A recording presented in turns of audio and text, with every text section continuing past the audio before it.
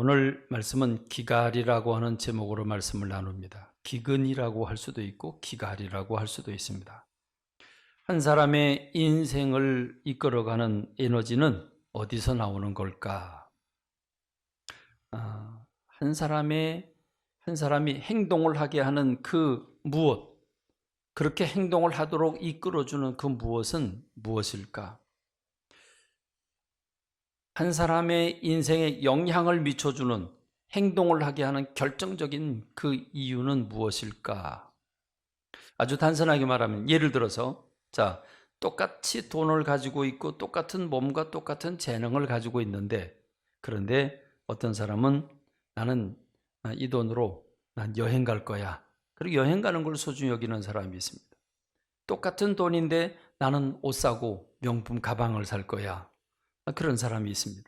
평소엔 사지 못했지만 내가 돈이 생겼으니 이걸 가지고 명품 가방을 살 거다, 옷을 살 거다 하는 사람이 있습니다. 그런가 하면 나는 자동차를 사겠다 하는 사람도 있습니다. 똑같은 여유분에 여벌 시간이 생겼습니다. 어쩌다가 시간이 생겼습니다. 이 시간이 생겼을 때 어떤 사람은 나는 그동안에 가지 못했던 캠핑을 갈 거다, 난 여행을 갈 거다라고 생각을 합니다. 어떤 사람은 나는 매일매일 공부에 밀렸는데 시간이 났으니까 나 공부에 집중하고 싶다. 나 책 읽는데 이 며칠 동안은 내가 책 읽는데 온 몸을 쏟고 싶다. 별로 없지. 그렇죠? 별로 없죠? 네. 그런가 하면 나는 다 싫다. 다 싫고 난 실컷 잠이나 자겠다. 난 방콕 가겠다. 이런 분들이 있죠. 똑같은 시간이 생기는데 똑같은 물질인데 어떤 사람은 이것을 하겠다고 그러고 어떤 사람은 저것을 하겠다고 그럽니다. 나는 그거 돈 줘도 안 사고 안 하겠다는 사람이 있는가 하면 그걸 나는 가장 소중한 걸로 여긴다고 생각할 수도 있습니다. 도대체 이렇게 행동하게 하는 그 무엇이 도대체 뭘까라고 하는 겁니다. 뭘까요? 그것은 그 사람 내면에 있는 그 사람이 무엇을 생각하고 있느냐에 달려 있습니다. 그 사람이 그 내면에 이것은 소중하고 이것은 소중하지 않다고 생각하는 그 가치에 달려 있습니다. 그렇습니다. 우리는 이것을 가치 또는 의미라고 그러죠. 어떤 일을 하고자 하는데 의미가 있습니다. 나는 여행 가는 게 의미가 있다. 그러면 돈이고 시간이고 관계없습니다. 거기에 모든 걸 쏟아갑니다. 근데 그건 시간 낭비라고 생각하는 사람에게는 그 여행은 그 사람에게 어울리지 않습니다. 그렇습니다. 그것을 할 만한 가치가 있으면 돈이고 시간이고 몸이고 다 바칩니다. 그러나 그게 아무리 다른 사람이 중요하다고 해도 내게 중요하지 않으면, 내게 소중하지 않으면 그 사람은 꿈쩍도 하지 않습니다. 여러분, 이게 가치고 그 사람에게 의미입니다. 그 사람이 가지고 있는 생각, 사고, 가치, 그게 그 사람이 어떤 사람인가를 결정해주고 그것에 따라서 돈도 쓰고 몸도 사용하고 시간도 사용하게 됩니다. 그렇다고 하면 우리에게 중요한 건 무엇입니까? 무엇이 그로 하여금 그게 중요하다고 여기게 했을까? 무엇이 그로 하여금 이건 필요 없다고 여기게 했을까? 그 무엇? 여러분, 그것이 무엇입니까? 우선 먼저 우리가 행복이라고 하는 가치를 한번 생각해 보십시다. 행복이라고 하는 가치는 모든 사람이 추구하고 어느 누구도 싫어하는 사람이 없기 때문에 행복이라고 하는 주제를 한번 우리가 생각해 봅시다. 행복이란 무엇입니까? 행복에 관한 대화를 떠올리면 행복이라고 하는 것에 대한 많은 생각이 각 사람마다 좀 다르게 느낄 겁니다. 근데 우리가 공통적으로 느끼는 게 있다고 하면 시편 1장 1절로 3절의 말씀입니다. 여러분 잘 알고 계시죠? 복 있는 사람은 악인의 길을 따르지 아니하고 죄인의 길을 서지 아니하고 오만한 자의 자리에 앉지 않습니다. 그리고 오직 여호와의 율법을 즐거워하고 주야로 묵상하는 사람, 이런 사람은 시냇가에 심은 나무가 철을 따라 열매를 맺고 그리고 그 잎사귀가 마르지 않고 그리고 그가 하는 모든 일이 형통하리로다 그랬습니다. 여러분 여기서 행복에 대한 이미지는 어떤 것입니까?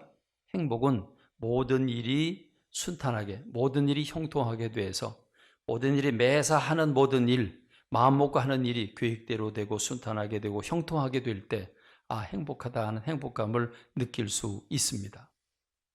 그렇습니다. 여기엔 어느 누구도 반대하는 사람 없을 겁니다. 어떤 사람은 하는 일마다 꼬인다고 그러죠. 꼬일 수 있어요. 돼지를 키우는데 돼지역이 찾아옵니다.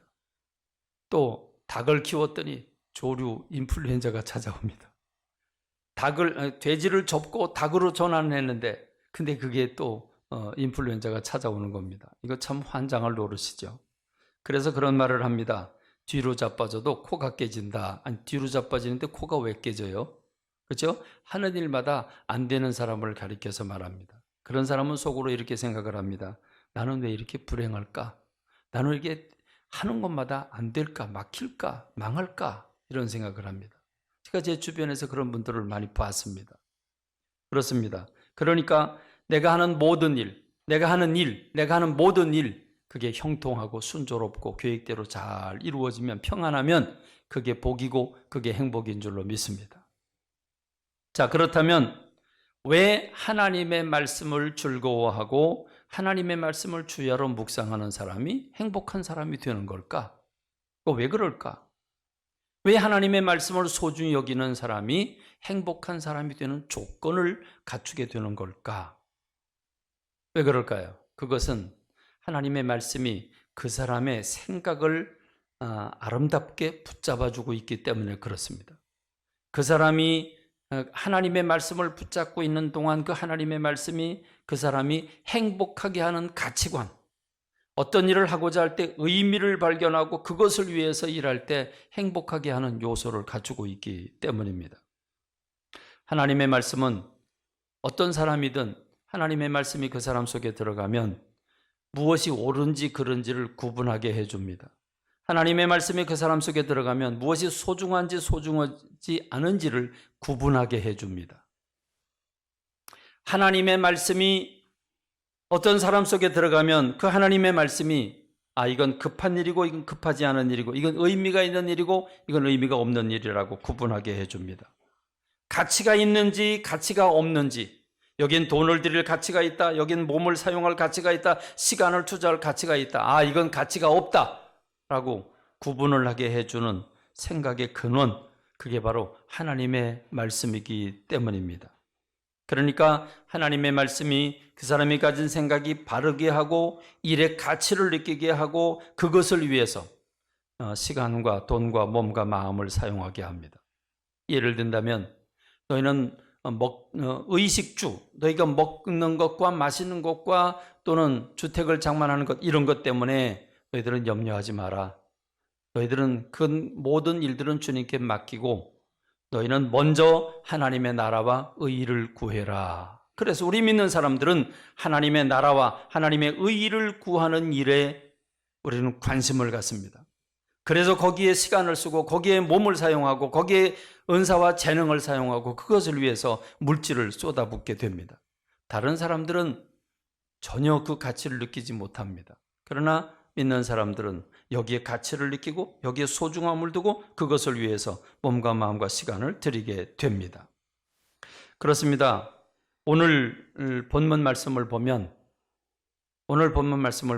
이렇게 하나님의 말씀, 하나님과 하나님의 말씀을 버리고 하나님의 말씀을 무시하고 자기가 하고 싶은 대로 살아가는 사람들에게 주님은 이제 너희들은 끝이다 라고 선언하고 계시는 말씀을 봅니다. 우리가 읽은 본문은 8장 1절부터 아모스 8장 1절부터 묵상을 해봐야 합니다. 8장 1절과 2절의 말씀을 보면 하나님께서 아모스에게 한 가지 환상을 보여줍니다. 자, 어떤 환상을 보여줍니까? 저를 보면 됩니다. 화면도 뜨니까. 어떤 환상을 보여줍니까? 봐라, 여름과일 한 광주리다. 그럽니다. 자, 여름과일 한 광주리를 보여주고 나서 주님이 아모스야, 너 지금 뭐 봤냐? 예, 여름과일 한 광주리를 봤습니다. 그랬습니다. 여러분, 여름과일 한 광주리, 그러니까 여름과일을 담은 한 광주리, 그 광주리를 떠올리면 무슨 생각이 듭니까? 그러면 풍성한 생각이 들어가겠죠. 여름과일이니까 참외가 있겠고 시원한 수박이 있겠고, 그렇죠? 거기 토마토를 비롯해서 여러 가지 과일들이 잔뜩 담겨 있어요. 그러면 여러분 여름 과일을 담은 광주리를 보여주니까 아, 풍성하고 먹을 게 많겠구나 이렇게 생각이 돼요. 그런데 여러분, 아모스 8장 2절로 3절에 보면 주님이 이걸 보여주고 난 다음에 이렇게 말씀을 하세요. 내 백성 이스라엘의 끝이 이르렀다. 내가 다시는 그를 용서하지 않겠다. 그날의 궁전의 노래가 왕궁, 궁전에서 노래를 부르는데 애곡으로 변할 것이고 곳곳에 시체가 많아서 사람이 왜 잠잠히 시체가 너무 많으니까 웃을 수도 없고 이젠 웃음이 사라졌고 심각해진 가운데 그 낙심한 가운데 시체들을 내어버리리라. 주 여호와의 말씀이니라. 왜 이렇게 말씀하셨을까요? 여름 과일을 보여주고. 자, 여기서 우리가 한 가지 참고할 게 있는데 우리나라의 달력하고 이스라엘의 달력하고는 다릅니다. 우리나라의 달력하고 약 6개월의 차이가 있습니다. 우리나라가 1월 달이면 1월 1일이면 거긴 7월 1일입니다. 달력이 다르죠. 그러니까 여기서 말하는 여름 과일이라는 건 무슨 말이냐면 우리나라에서 추수를 다 하고 난 다음에 끝물이라고 보면 됩니다. 다시 말하면 좋은 건 이미 다 땄고 나머지 늦게 달려서 늦게 잘 안 익던 거 그거 다시 말하면 우리말로 말하면 찌끄레기를 얘기합니다. 그러니까 광주리에 뭘 담았어요? 광주리에 찌끄레기 과일을 담은 겁니다. 찌끄레기 과일을 담은 광주리를 봤어요.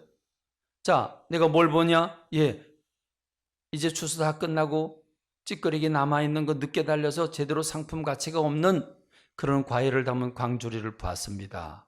그래, 너희들 이스라엘이 이제 이렇게 끝났어. 더 이상 좋은 거 기대하지 마. 너희들에게는 없어. 끝이야. 라고 말씀하고 있는 겁니다. 그래서 주님이 말씀을 하는 거죠. 내 백성 이스라엘의 끝이 이르렀다. 다시 말하면 멸망이 이르렀다고 말씀하고 있는 겁니다. 여러분, 이 말씀은 이스라엘 백성들이 이제 더 이상 희망이 없다라고 하는 걸 광주리에 담은 그 찌끄레기 과일을 통해서 보여주고 있는 겁니다. 여러분, 하나님은 왜 이렇게 진노하실까요? 하나님 왜 이렇게 화가 나셨을까요? 그 이유를 그 다음 구절 아모스 8장 4절로 6절에 보면 그 이유를 이렇게 밝혀주고 있습니다. 왜 화가 나셨는지 볼까요? 가난한 자를 섬기며. 가난한 사람들은 어떻게 해요? 어떻게 해야 돼요? 돌보고 그들을 도와줘야 되죠. 가난한 자를 삼키며. 땅에 힘없는 자들을 망하게 하려는 자들아, 힘없는 자의 것은 뺏어갖고 자기 걸로 삼는 거죠. 권력 있는 사람들이. 또 월삭이 언제 지나서 우리가 곡식을 팔며 안식일이 언제 지나서 우리가 밀을 내게 할꼬. 월삭 한 달에 한 번 첫날 드리는 것, 그 다음에 안식일을 지키는 것, 이거 못 기다리겠다는 거죠. 이거 중요하지 않다는 거죠. 빨리 나가 돈 벌어야 된다는 거죠. 또 에바를 작게 하고 세계를 크게 하고 거짓 저울을 속이며. 저울을 속이는 거예요. 저울을 속이는 거예요. 저울을 속이면 나쁜 사람이죠. 또 은으로 힘없는 자를 사며 신 한 컬레로 가난한 자를 사며. 아니, 신 한 컬레가 얼마예요? 신 한 컬레가 얼마예요? 신 한 컬레로 가난한 자를 산대요. 노예로 사는 거죠. 찌꺼기 밀을 팔자. 찌꺼기 밀은 팔면 안 되죠. 찌꺼기 밀은 짐승 먹이는 건데 그걸 팔아서 돈 벌자. 그러면 다시 말하면 엉망진창이 된 불법 천지의 세계를 보여주고 있는 겁니다. 돈을 왜 벌어요? 돈 벌어서 가난한 사람 돌보고, 그리고 힘없는 사람을 권력 준 이유가 뭡니까? 힘없는 사람을 보호하고, 그러기 위해서 하나님이 권세를 주고 돈을 준 건데, 그런데 하나님의 말씀을 잃어버리니까, 하나님을 버리니까 그들이 자기의 탐욕, 돈 벌고 권세를 가지고 가는 사람을 압제하고, 그러면서 정의와 공의가 땅바닥에 떨어지고 불법 천지가 된 엉망진창의 세상이 되어버리고 마는 겁니다. 그러니 하나님이 진노 안 하시겠습니까? 그래서 아모스 8장 7절로 10절의 말씀을 보면 하나님이 집중적으로 그들을 향해서 하나님이 진노를 퍼부으시는 말씀들이 나오게 되는 겁니다. 여러분, 어쩌다가 이스라엘이 이렇게 희망 없이 끝을 선고받게 되었습니까? 그것은 바로 그들이 하나님의 말씀을 버렸기 때문입니다. 하나님을 버렸기 때문이고 하나님의 말씀을 버렸기 때문입니다. 하나님의 말씀을 내 삶의 가치관으로 삼고 하나님 말씀이 내가 살아가야 하는 이유가 되어야 되는데 하나님의 말씀을 무시하고 내 마음대로 내가 하고 싶은 대로 돈 벌고 내 쾌락을 누리고 내 권력을 사용해서 모든 걸 짓밟아 버리는 힘을 사용하는 사람이 되어버렸기 때문에 하나님은 가난한 사람을 돌보시고 고아와 그리고 힘없는 사람 편이 되신 우리 하나님이신데, 그래서 이웃을 내 몸같이 사랑하라고 말씀하셨는데 이렇게 이웃을 짓밟는 사람들을 가만히 내버려 두시겠습니까? 그러므로 하나님이 진노하시게 되는 겁니다. 이렇게 하나님의 말씀을 잃어버린 사회는 옳고 그름의 기준이 약하게 됩니다. 무엇이 소중한지 소중하지 않은지 그 구분이 없어져 버리고 맙니다. 이사야서 55장 1절로 3절의 말씀 보니까 너희 모든 목마른 자들아 물러나오라. 돈 없는 자도 오라. 너희는 와서 사 먹되 돈 없이 값 없이 와서 포도주와 젖을 사라. 너희가 어찌하여 양식이 아닌 것을 위하여 은을 달아주고 너희가 어찌하여 배부르게 하지 못할 것을 위해서 수고하느냐. 너희는 듣고 들을지어다. 너희는 내게 듣고 들을지어다. 하나님의 말씀입니다. 여러분, 양식이 우리를 배부르게 하는 게 아니고요. 여러분, 물이 우리에게 생명수를 주는 게 아닙니다. 하나님의 말씀이 우리 영혼을 배부르게 하고 하나님의 말씀이 우리에게 생명수를 제공하는 줄로 믿습니다. 여러분, 우리를 살리는 건 밥이 아닙니다. 물론 밥을 먹어야죠. 밥 안 먹고 살 수는 없죠. 육체가 있으니까. 그러나 아무리 육체적으로 밥을 먹고 건강한 사람이라고 할지라도 영이 죽었으면 그 사람 죽은 사람입니다. 그러므로 여러분, 영혼이 살아야 합니다. 영혼은 하나님의 말씀을 받아야 합니다. 하나님의 말씀을 받아야 생기가 돌고 하나님 말씀을 받아야 깨달음이 오고 하나님 말씀이 재밌고 하나님 말씀이 꿀같이 달고 그럴 때 그 사람은 심령이 뜨거워 충만한 사람이 되게 되는 줄로 믿습니다. 요한복음 6장에 보면 오병이어의 사건이 나옵니다. 보리떡 5개와 물고기 2마리, 그 아이의 도시락 하나로 건장한 남자가 5,000명이 먹고도, 그리고 그 부스러기가 12강줄이가 남았으니 세상에 이런 신기한 빵이 어디 있고 신기한 떡이 어디 있습니까? 기가 막힌 거죠. 그런데 그 다음날 사람들이 그 떡을 먹으려고 소문이 나서 더 많은 사람들이 찾아왔어요.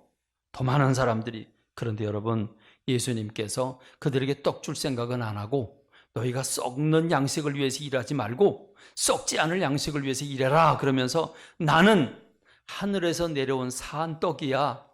나는 하늘에서 내려온 생명의 떡이야. 너희가 나를 먹으면 살아. 그러니까 사람들이 뭐야? 저 사람 자기를 잡아먹으래? 여러분, 그러니까 사람들이 이 말씀이 너무 어려워서 모르겠다 그러고 다 도망가요. 다 도망가니까, 떡 준 생각은 안 하니까 다 도망가니까 예수님 12제자를 향해서 이렇게 말씀하십니다. 그래, 너희도 가려느냐? 너희들도 갈래? 그러니까 베드로가 이렇게 대답을 합니다. 주여, 영생의 말씀이 주님께 있는데 우리가 어디로 가겠습니까? 영생의 말씀이 주님께 있는데 우리가 어디로 가겠습니까? 그렇습니다. 너희는 어째 양식이 아닌 것을 위해서 은을 달아주고 배부르지 못할 것을 위해서 수고하느냐? 너희는 내게 듣고 들을지어다. 하나님의 말씀이 우리를 살리는 줄로 믿습니다. 아무리 돈 많이 벌고 열심히 일하고 열심히 공부하고 좋은 직장에 들어가고 돈을 많이 벌고 한다고 할지라도 말씀이 메마른 사람은 죽은 사람입니다. 그래서 우리 어린이들 말씀 읽어야 돼요. 말씀 묵상해야 돼요. 우리 어른들 말씀 읽고 말씀 묵상해야 돼요. 여러분, 그동안에 비대면 예배를 드리느라고 너무 힘들었어요. 여러분, 교회를 온다고 하는 것은 벌써 집에서부터 오늘 교회 간다 그러면 여러분 어디 가느냐에 따라서 옷이 달라져요. 그렇죠? 어디 가느냐. 여러분, 놀러 갈 때 바람 쐬러 가자. 그런데 어떤 옷 입어요? 편한 옷 입잖아요. 캐주얼한 거 입잖아요. 교회 간다. 그런데 슬리퍼 끌고 그리고 나시티 입고 와요? 아니잖아요.